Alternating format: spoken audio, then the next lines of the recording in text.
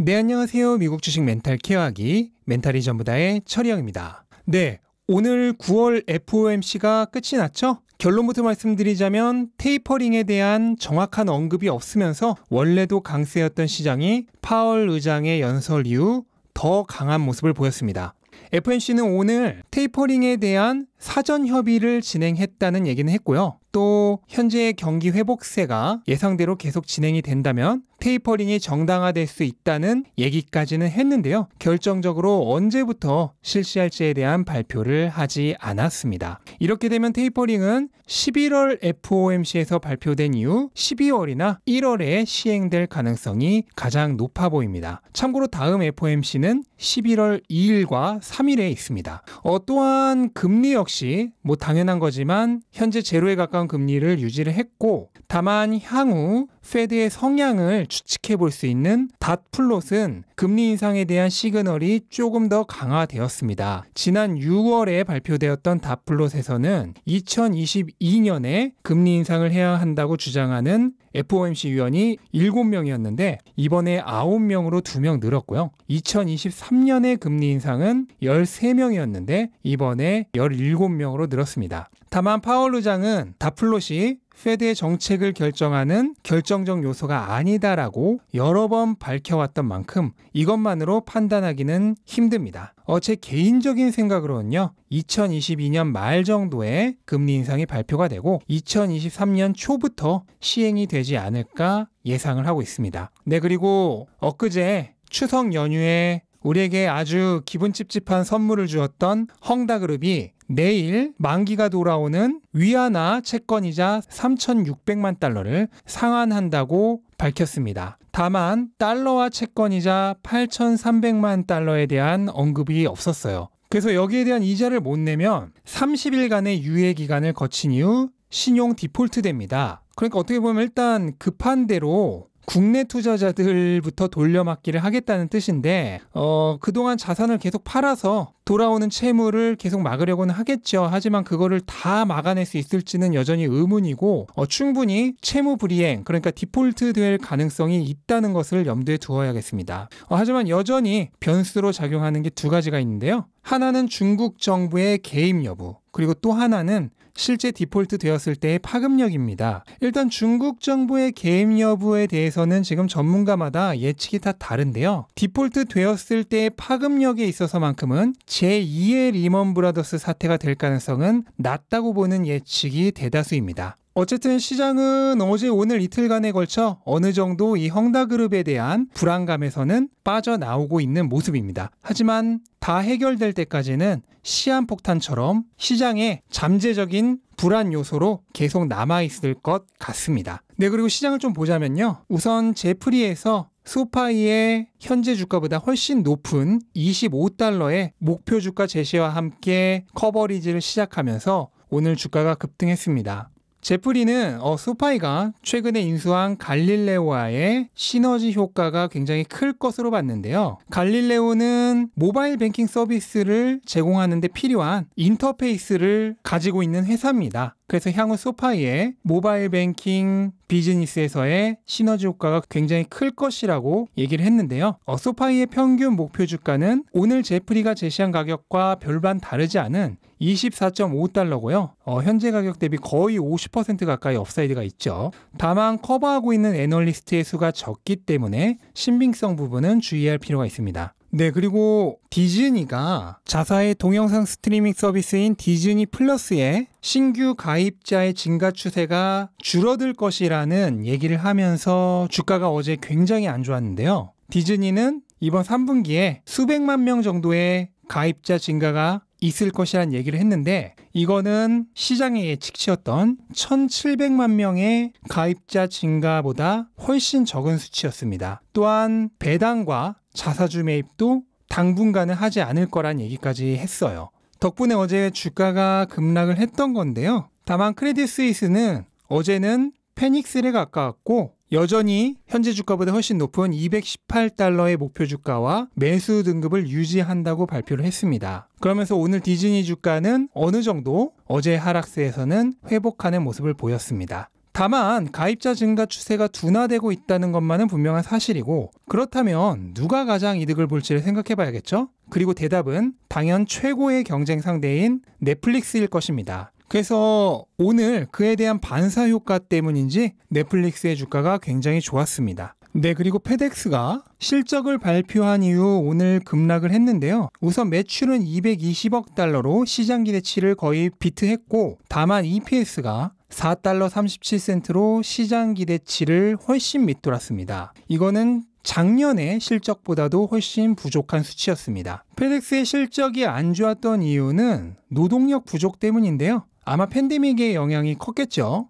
이 영향 때문인지 올해 가이던스도 하향 조정을 했습니다. 페덱스는 원래 올해 주당 21달러의 EPS를 예상을 했는데 이거를 20달러 38센트로 낮췄고요. 이거는 시장 예측치인 21달러 13센트보다도 낮은 수치였습니다. 결국 실적과 가이던스가 모두 안 좋으면서 주가가 급락을 했네요. 네, 그리고 끝없이 오르던 어도비가 드디어 살 기회를 주고 있습니다. 어도비는 실적을 발표한 이후 3% 정도 하락을 했습니다. 실적 자체는 나쁘지 않았어요. 매출과 EPS 모두 시장 기대치를 부합을 했습니다. 또한 가이던스 역시도 시장 예측치를 비트했습니다. 근데 그럼에도 불구하고 오늘 하락한 이유는 하나밖에 없죠. 올해의 이 엄청난 주가 상승에 대한 시장의 기대감을 충족시켜줄 정도는 아니었기 때문입니다. 어쨌든 오늘 저가 매수세가 강하게 들어오면서 밑꼬리가 굉장히 긴 차트 모양을 보여줬는데, 하지만 오늘 시장이 강세였다라는 것을 반드시 감안을 해야 합니다. 만약 얼마 안 지나서 시장이 다시 약세로 돌아선다면 오늘 하락했던 것보다 더 하락할 가능성도 충분히 염두에 두어야 합니다. 하지만 그거를 예측할 수 없기 때문에 매수 타이밍을 노리고 계신 분들은 이럴 때 어느 정도 분할 매수를 하는 것이 현명할 것입니다. 네, 그리고 로빈후드가 현재 암호화폐 지갑을 베타 테스트하고 있다는 발표를 한 이후에 오늘 급등을 했습니다. 로빈후드가 암호화폐 지갑을 추가하게 되면 사실상 완벽한 형태의 암호화폐 거래소가 되어버리는 것입니다. 그러면 주식 거래소면서 동시에 암호화폐 거래소가 되는 거죠. 현재 로빈후드의 이익 중에 절반 이상이 이미 암호화폐에서 나오고 있습니다. 그런데 로빈후드가 완벽한 형태의 암호화폐 거래소가 된다면 이 수치는 더 늘어날 거고요. 이렇게 되면 로빈후드는 주식과 암호화폐 양쪽에서 모두 매우 강력한 거래소로 자리매김할 가능성이 높아졌습니다. 네, 그리고 오늘 엔비디아 주가는 강세였는데요. 특별한 이유가 있었다기보다는 기술적인 이유로 보입니다. 어제 그제 약세장에서 지지선을 정확하게 지지해 주었죠. 그래서 오늘은 시장도 강했기 때문에 기술적 반등이 나온 것으로 보입니다. 제가 여러 차례 지지선을 한번 테스트하려고 내려올 수 있다는 얘기를 했었는데, 매수를 노리셨던 분들은 이런 지지선 근처에서 어느 정도는 분할 매수를 하는 게 좋겠죠. 네, 그리고 오늘 페이스북이 애플의 개인정보 보호 정책으로 인한 타격이 예상보다 크다는 발표를 한 이후 급락을 했습니다. 애플은 현재 개인정보 보호 정책을 바꾸면서 유저들이 무엇을 검색하고 무엇을 좋아하는지 정확하게 추적하기 어렵게 만들었죠. 근데 페이스북은 지난번 실적 발표에서 이거에 대한 타격이 별로 없다고 발표를 했었는데 그거를 뒤집는 얘기를 한 것입니다. 그래서 실제로 광고의 성과를 측정하기가 더 어려워졌고 효율 있는 광고를 하기가 더 어려워졌다는 얘기를 하면서 오늘 주가가 안 좋았습니다. 그런데 이렇게 되면 또 반사이익을 얻는 기업들이 있죠. 그래서 앞에 디즈니의 반사이익으로 넷플릭스가 급등을 했다면 오늘 페이스북의 반사이익으로는 경쟁 앱인 트위터와 스냅이 강세였고요. 또한 이렇게 되면 에드테크의 중요성이 더욱 부각되죠. 그러면서 에드테크 기업인 트레이드 데스크와 디지털 터빈도 오늘 강세였습니다.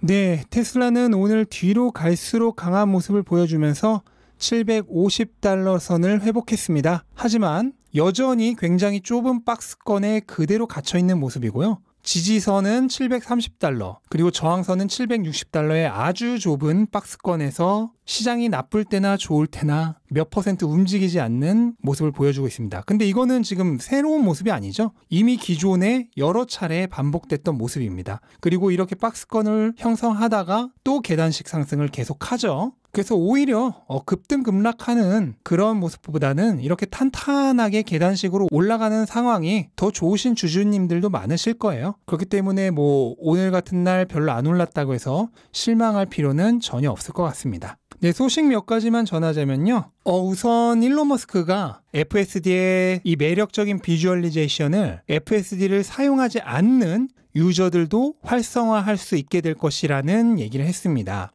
이게 만약에 가능해지면은 실제 FSD의 채택률 또는 구독 서비스 비율을 실질적으로 늘리는데 도움이 되겠죠. 견물생심이라고 FSD를 사용하지 않는 운전자들도 이런 비주얼리제이션을 활성화해서 계속 보고 있다 보면은 분명히 FSD를 구매하거나 구독 서비스에 가입할 확률이 높아질 것입니다. 그러니까 일종의 광고 효과죠. 그래서 향후 테슬라의 소프트웨어 서비스에 도움이 될 수 있을 것으로 예상이 됩니다. 네, 그리고 테슬라의 인도량 예측치에 가장 정확한 정보를 제공하는 트로이 테슬라에크가 최근에 3분기 예상 인도량을 22만 9천 대로 대폭 상향을 시켰는데요. 이거는 8월 중국에서의 인도량 레코드 하이를 감안한 것으로 보입니다. 다만 현재 유료 페트론 사이트에서는 이 추정치를 다시 조금 낮췄습니다. 그래서 3분기는 뭐 이런저런 거 다 감안해도 시장 예상치인 22만 1000대보다는 높게 나올 것으로 보입니다.